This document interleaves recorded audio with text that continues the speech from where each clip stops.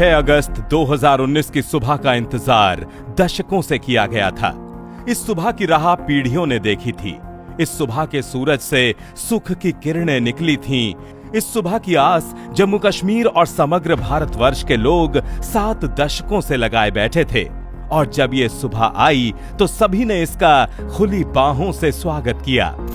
7 दशकों से ज्यादा के आतंकवाद, अलगाववाद और उग्रवाद के बाद 5 अगस्त 2019 को भारत की संसद ने अनुच्छेद 370 के काले कानून को निरस्त कर दिया। इस कानून की मोहर की आड़ में भारत का स्वर्ग कहे जाने वाली घाटी को आतंकवाद का गढ़ बना दिया गया था। कुछ राजनीतिक पार्टियों ने भी अपना उल्लू सीधा करने और तुष्टीकरण की राजनीति करने के लिए जम्मू कश्मीर को देश से अलग रखा। पर जो सपना 5 अगस्त 2019 को साकार हुआ, उसका बीज 1952 में बो दिया गया था। जनसंघ के संस्थापक सदस्य डॉक्टर श्यामा प्रसाद मुखर्जी ने जम्मू कश्मीर की एक विशाल रैली में संकल्प लिया था, मैं या तो आपको भारतीय संविधान प्राप्त कराऊंगा या फिर इस उद्देश्य की पूर्ति के लिए अपना जीवन बलिदान कर दूंगा।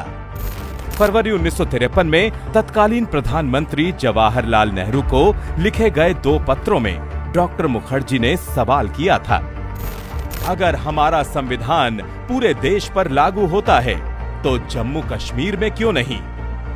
राजनीतिक फायदों के लिए सत्ताधीशों ने अनुच्छेद 370 को जस का तस बना रहने दिया। इसकी परछाई में जम्मू कश्मीर में भ्रष्टाचार बढ़ता रहा, उग्रवाद पंख फैलाने लगा, अलगाववाद पनपता रहा और आतंकवाद से राज्य हिंसा की दहशत में डूबता रहा। दंगे होते रहे, युवाओं का भविष्य बर्बाद होता रहा, पर केंद्र की कांग्रेस सरकारों के माथे पर शिकन तक नहीं आई। वो वही दौर था जब डॉक्टर मुखर्जी ने नारा दिया था, नहीं चलेगा एक देश में 2 विधान, 2 प्रधान और 2 निशान। डॉक्टर मुखर्जी अपने संकल्प को पूरा करने के लिए 1953 में बिना परमिट लिए जम्मू कश्मीर की यात्रा पर निकल पड़े। वहां पहुंचते ही राज्य सरकार के आदेश पर उन्हें गिरफ्तार कर लिया गया।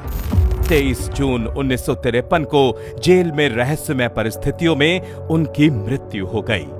जेल में उनकी मृत्यु ने देश को हिलाकर रख दिया और परमिट सिस्टम हमेशा के लिए समाप्त हो गया। पर क्या इतना काफी था? 1951 में जनसंघ के गठन के दिनों से ही डॉक्टर श्यामा प्रसाद मुखर्जी ने देश की जनता से 370 हटाने का वादा किया था।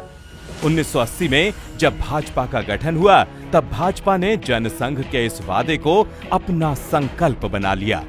लगभग 4 दशक बाद 2019 में प्रधानमंत्री श्री नरेंद्र मोदी के नेतृत्व में भाजपा की सरकार ने लगातार दूसरी बार देश की कमान संभाली।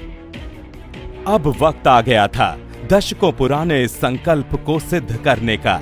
पीएम मोदी और गृह मंत्री श्री अमित शाह के नेतृत्व में भाजपा की दृढ़ और राष्ट्रवादी सरकार ने अनुच्छेद 370 को निरस्त कर दिया। घाटी ने नया सूरज देखा, देश ने नया मुकुट देखा। पहले जिन युवाओं के हाथ में पत्थर होते थे, आज उनके पास रोजगार है। जिन गलियों में पत्थरबाजी होती थी, वहां आज बच्चे क्रिकेट खेलते हैं। दशकों बाद सिनेमा घर खुले हैं। पहले जो जम्मू कश्मीर आतंक का पर्याय हुआ करता था, जहां आए दिन गोलियों और बम के धमाके सुनाई देते थे, आज वहां शांति, स्थिरता और सुरक्षा सुदृढ़ हुई है। मोदी सरकार की आतंकवाद के खिलाफ जीरो टॉलरेंस नीति के कारण ही वहां आतंकी घटनाओं में भारी गिरावट आई है।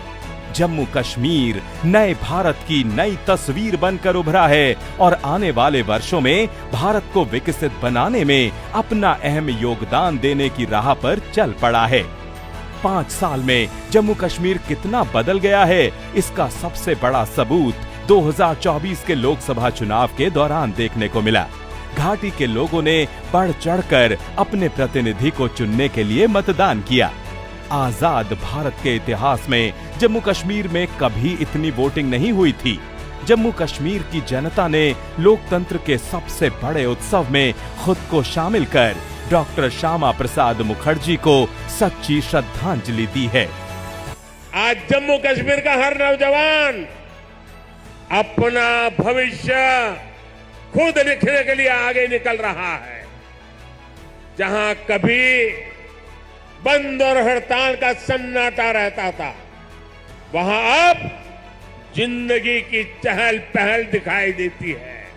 सबका साथ, सबका विकास, सबका विश्वास और सबका प्रयास, यही मंत्र तो विकसित जम्मू कश्मीर की बुनियाद है।